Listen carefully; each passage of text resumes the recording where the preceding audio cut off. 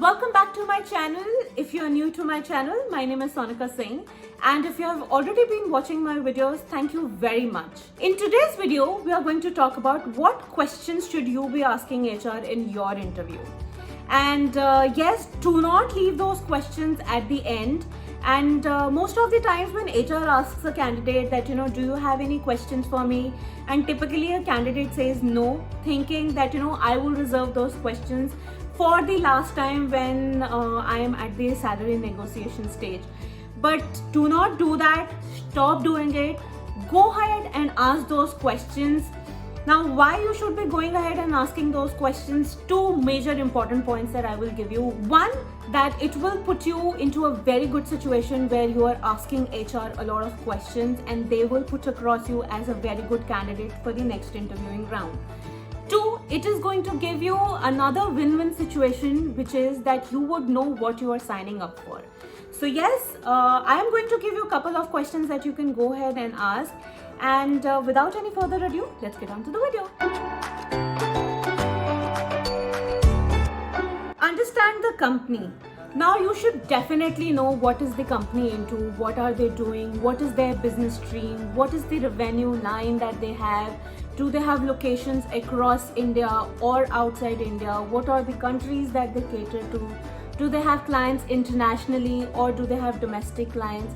If they have international clients, why not domestic, and vice versa? Go ahead and ask those questions because this will give you a lot more information about the company and this will give you a lot of clarity that what you are signing up for. What is your role going to be, or what is the problem that the company would want to solve? Now, this is very important. You should definitely go ahead and what are going to be your roles and responsibilities. Now, it can vary from position to position or from level to level. If you are applying for a middle management level, you should definitely know what you are signing up for. You should know what are the problems that the company is actually facing at the moment and what are those problems that they would want to solve through you or through the candidate that they are looking forward for. You should also know what are the roles and responsibilities that the company is signing you up for, because that will give you a clarity that what you are signing up for. What is the opportunity for stepping up the ladder? Now, by opportunity, I mean not just by designation, but also in terms of roles and responsibilities. Now, a lot of companies, they just keep, building up on the designations or the titles, whatever you want to call. But your roles and responsibilities, however, remains the same. So go ahead and check with them that is it just a mere designation or a title upgradation with some compensation in it? Or does it include an increase in any roles and responsibilities? Ask that question because you should know what you're signing up for. Working style or culture. Now, working style and culture truly depends on company to company, but you can definitely ask what is their working style. Do they ask an employee to come on weekends? Well, these days we are doing work from home, so do they ask employees to do work from home on weekends? And do you really have prolonged hours because the client demands it or the project demands it or the work needs to be completed on a particular deadline? Go ahead and ask those working styles. Also, do not forget to ask about what is the culture of an organization. Now, culture of an organization can be varied in different terms, as I said. Is it employee-centric or is it Bible-centric? By Bible, I mean the policies or the procedures that they have set within the company. So go ahead and ask that question, and if they say that, if they are employee-centric, by all means ask for examples. Do not hesitate to ask for those examples, because remember, when it's your turn to answer the questions that they are asking you, they will definitely want your experiences. They will definitely ask you your examples, scenarios that you have done or implemented into a particular thing or a project or in your role. So do not hesitate to ask those questions or those examples from HR or from someone who's interviewing you, because that will help you what you are signing up for. Demographics. Now, this is something that a candidate never ever asked. I mean, it's been 13 years in HR industry. No candidate has ever asked me what are the demographics. Now, by demographics, I mean what is the average age, what is the average experience, and even the attrition percentage. Yes, you should ask these questions from HR or from someone senior who is interviewing you, because from average age, you will understand that is the company young, dynamic, robust, and by average experience, you will actually get to know that is the company able to hold their people who are signing up with them. And by attrition percentage, you will actually get to know that is the company just hiring and firing, or are they able to retain their people as well or not. Ask about those demographics from HR, because this will actually give you a lot of clarity that what you're signing up for. Benefits apart from C2C. Now, there is a full video that I have done about how can you negotiate a higher compensation package while you're looking for a new job. I will put that somewhere in the top of my video so that you can go ahead and check it out if you haven't so far.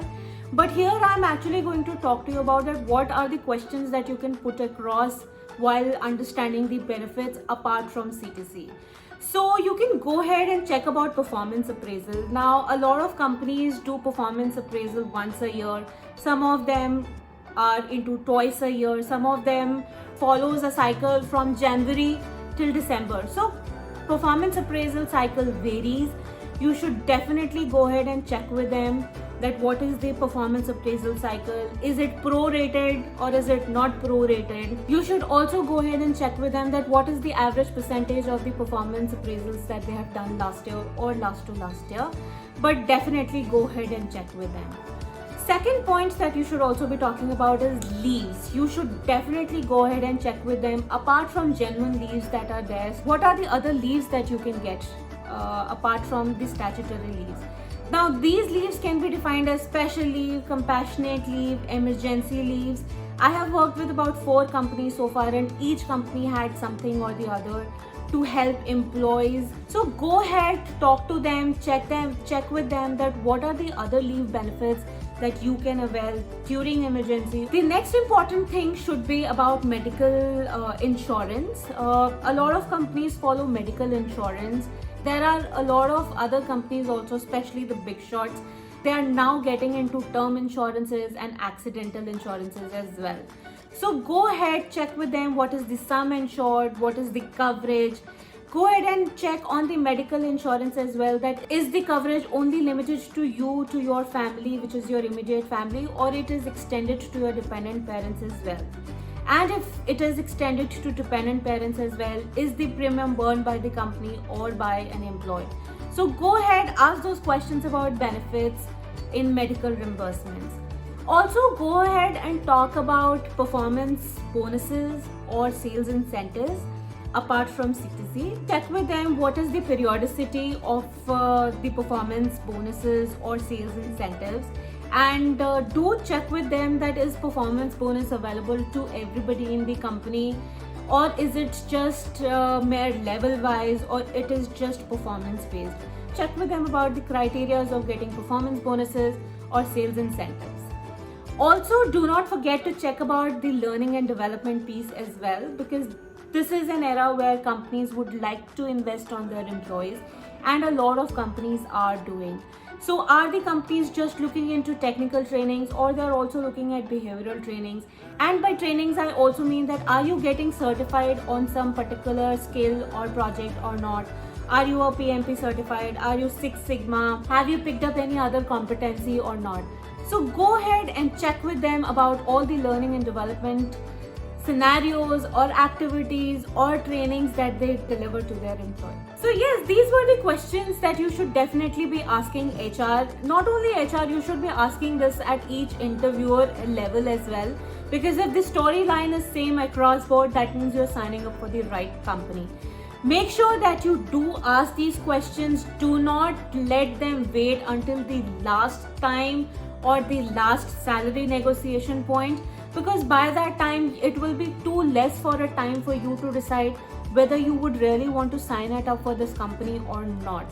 Just don't go by CTC. Also look for what you are looking out in an organization.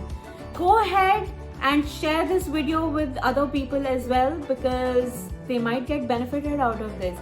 And stay healthy, stay safe, and I will see you in my next video. Until then, take care. Bye.